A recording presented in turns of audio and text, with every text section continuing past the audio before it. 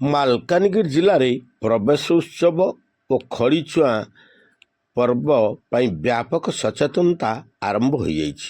ଅଭିଭାବକମାନଙ୍କୁ ନିମନ୍ତ୍ରଣ ପତ୍ର ବାଣ୍ଟିଛନ୍ତି ଜିଲ୍ଲା ଶିକ୍ଷାଧିକାରୀ ଓ ଶିକ୍ଷା ବିଭାଗର ଅନ୍ୟାନ୍ୟ କର୍ମଚାରୀ। ରାଜ୍ୟ ସରକାରଙ୍କ ନିପୁଣ ଓଡ଼ିଶା କାର୍ଯ୍ୟକ୍ରମ ଅଧୀନରେ ଶିଶୁ ବାଟିକା ଓ ପ୍ରଥମ ଶ୍ରେଣୀ ନାମଲେଖା ପାଇଁ ସାରା ରାଜ୍ୟରେ ଉତ୍ସାହ ଦେଖାଦେଇଛି। ଏହି ପରିପ୍ରେକ୍ଷୀରେ ମାଲକାନଗିରି ଜିଲ୍ଲା ଶିକ୍ଷା ବିଭାଗ ପକ୍ଷରୁ ଏକ ସ୍ୱତନ୍ତ୍ର ସଚେତନତା କାର୍ଯ୍ୟକ୍ରମ ଓ ନିମନ୍ତ୍ରଣ ପତ୍ର ବଣ୍ଟନ ଅଭିଯାନ ଅନୁଷ୍ଠିତ ହୋଇଯାଇଛି।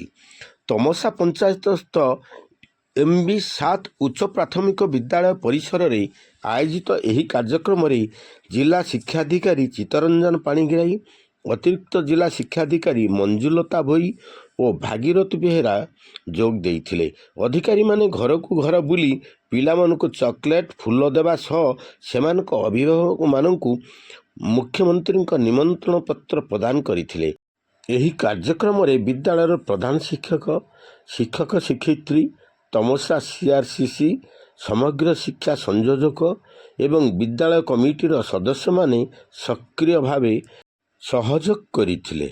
ଛାତ୍ରଛାତ୍ରୀମାନଙ୍କୁ ବିଦ୍ୟାଳୟ ପ୍ରତି ଆକୃଷ୍ଟ କରିବା ଓ ଗୁଣାତ୍ମକ ଶିକ୍ଷାର ମୂଳଦୁଆ ପକାଇବା ଏହି ଅଭିଯାନର ମୁଖ୍ୟ ଉଦ୍ଦେଶ୍ୟ ଥିଲା ବୋଲି ଶିକ୍ଷା ବିଭାଗ ପକ୍ଷରୁ ସୂଚନା ମିଳିଛି।